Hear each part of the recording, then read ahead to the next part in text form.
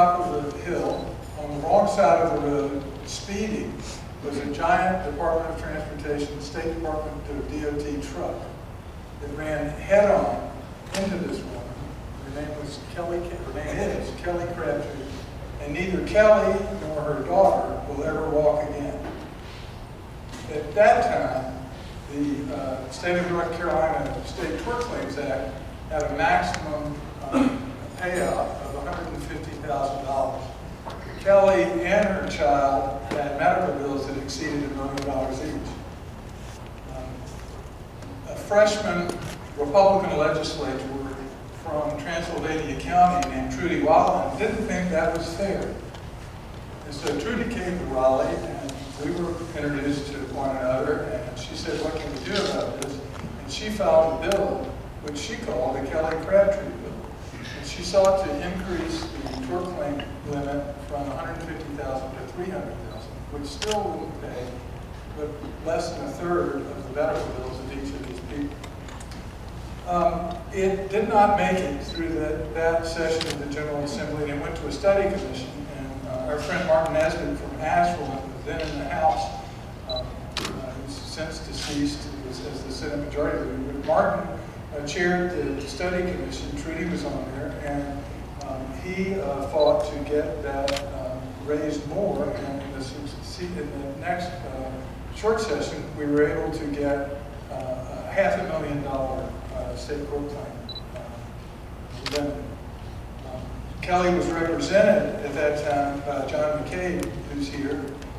And incidentally, I just understand that McCabe was in high school with Tracy and Christy Yates. So this circle is coming back together here today. But a few years later, and so the first Kellie Crabtree, so the then Academy established the Kellie Crabtree Award to recognize a client and a lawyer who tell the story of the client in order to protect the rights of the people of North Carolina.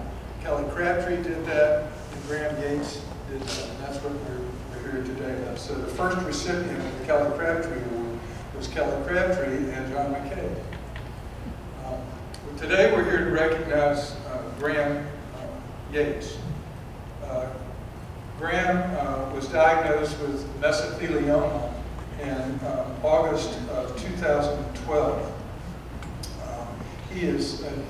Graham passed away the first of last month, May the 3rd of this year.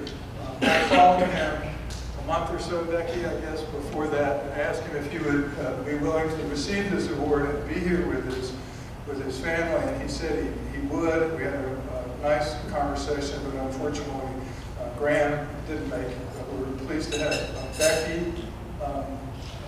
and Tracy and Christy here today with us. Actually, a little bit about Becky. She worked in the General Assembly as a proofreader and in legislative services for 25 years. And Christy now works for Representative Harry Warren in the General Assembly. So for a long time, this family has been serving the people of North Carolina in its legislative branch. But in 2013, the year after Graham's diagnosis, a bill was introduced in the 2013 legislature called, ironically, the North Carolina Consumer Protection Act of 2013. Now, what this Consumer Protection Act did was make it impossible for consumers to protect themselves from dangerous and defective products which injure them. So it would have protected some, but not the consumers of North Carolina. And we were looking, our legislative team and I were looking for people who could speak up about what happens when there are dangerous and defective drugs, about the dangers of asbestos. And Graham Yates stepped forward and said he would do that. And so Graham and Becky came to every hearing on that bill. I remember specifically that he spoke in a House Judiciary Committee meeting in May of 13. Janet Ward is, of course, always the most prepared, and the best person to work with, but she had great big posters and things that demonstrated who he was and what he was going through. And he appeared on a number of different occasions, Becky. I can't even remember all the times that you and Graham were down there in 13 and 14. But every time that we had a hearing in a committee when Graham Yates was president, the measures that we opposed did not move forward. So he was a very powerful spokesman for our side.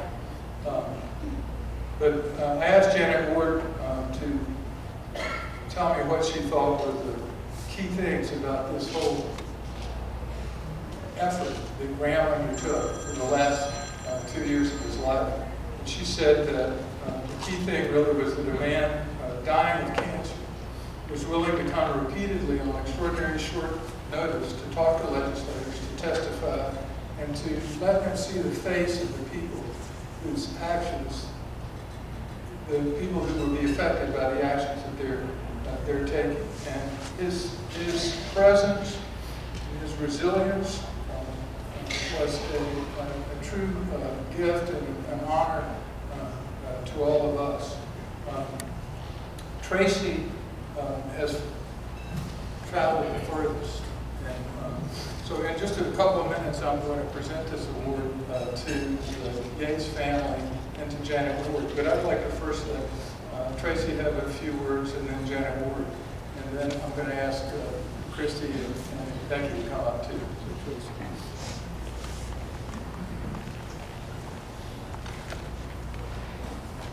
Good afternoon. As Dick said, I'm Tracy Yates, and I'm here with my mom and my sister to accept this award on behalf of my late father, who died of mesothelioma 41 days ago. I wish a lot of things in this world that we live in. I wish a lot of things for my children and my family. I wish I could hear my father's voice. I wish you could hear my father's voice. It was strong, and it was right, and true.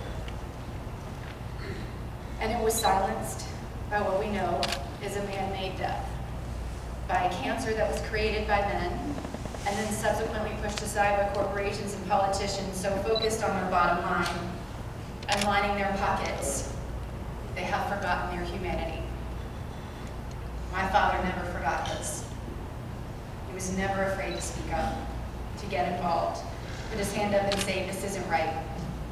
He did it in the days that he testified for the North Carolina General Assembly. He did it on a daily basis in big and small ways.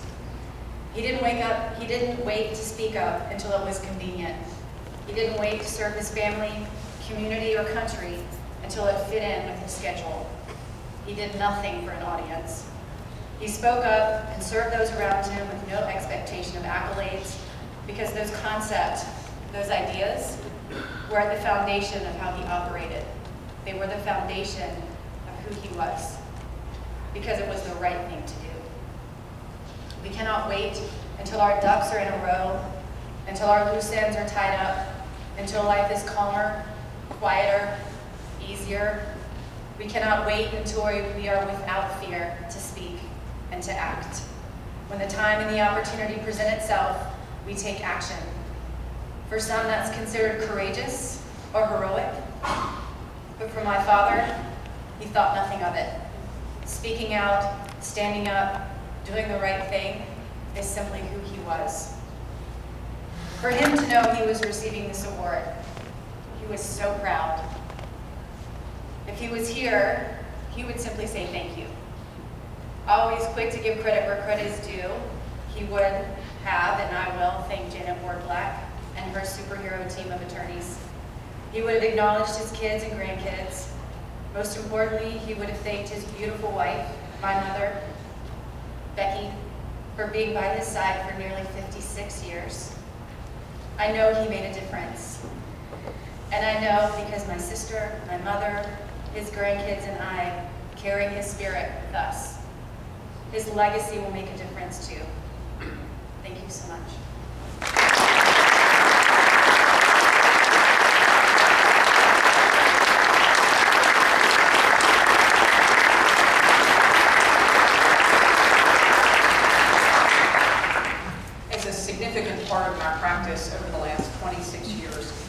represented people in North Carolina who were exposed to asbestos and head disease as a result.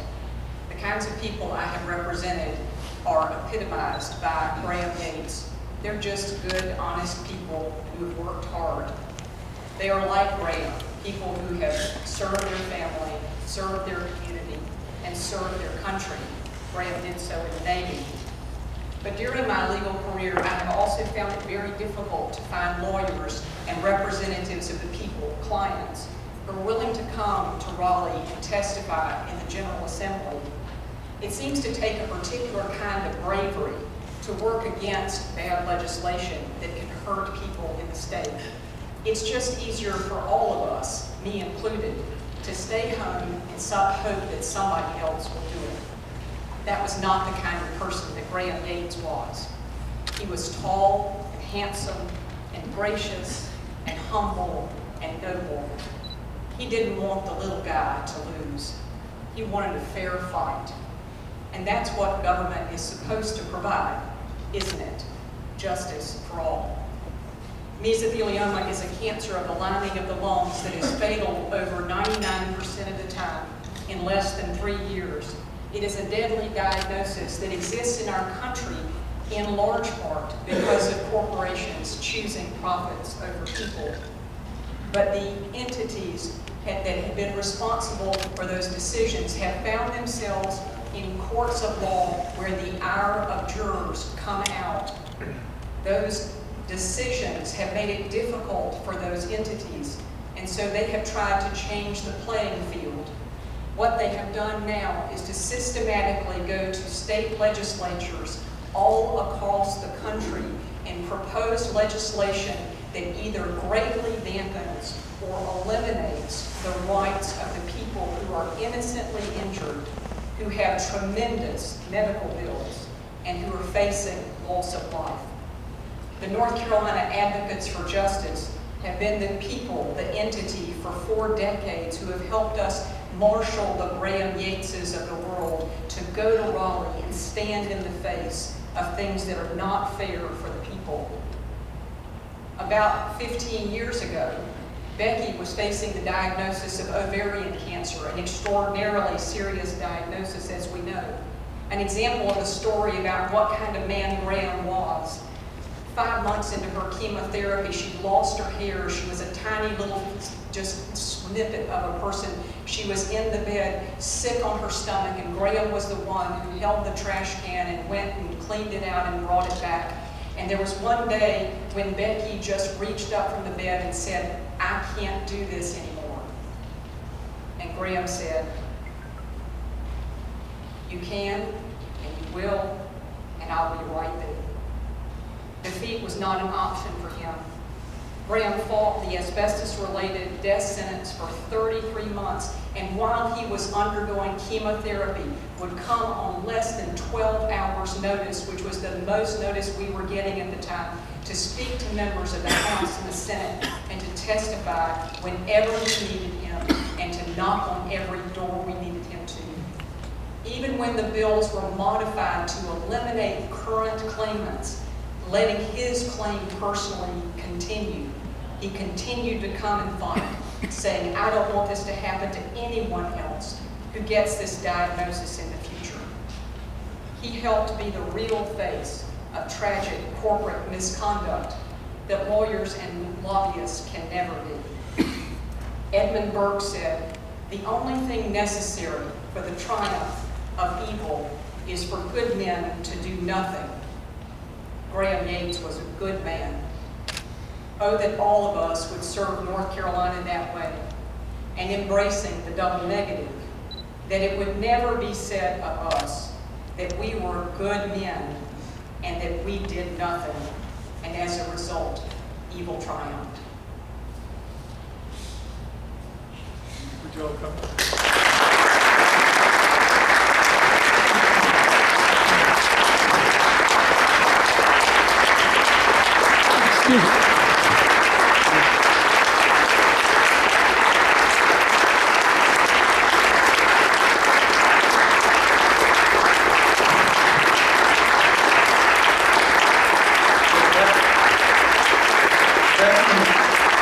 That to Becky, this says the North Carolina Advocates for Justice recognizes Graham Yates with the Kellie Crabtree Award for telling your story to protect people's rights, June 2015. And to Janet Ward Black, we recognize you for representation to help protect people's rights. Janet Ward Black. So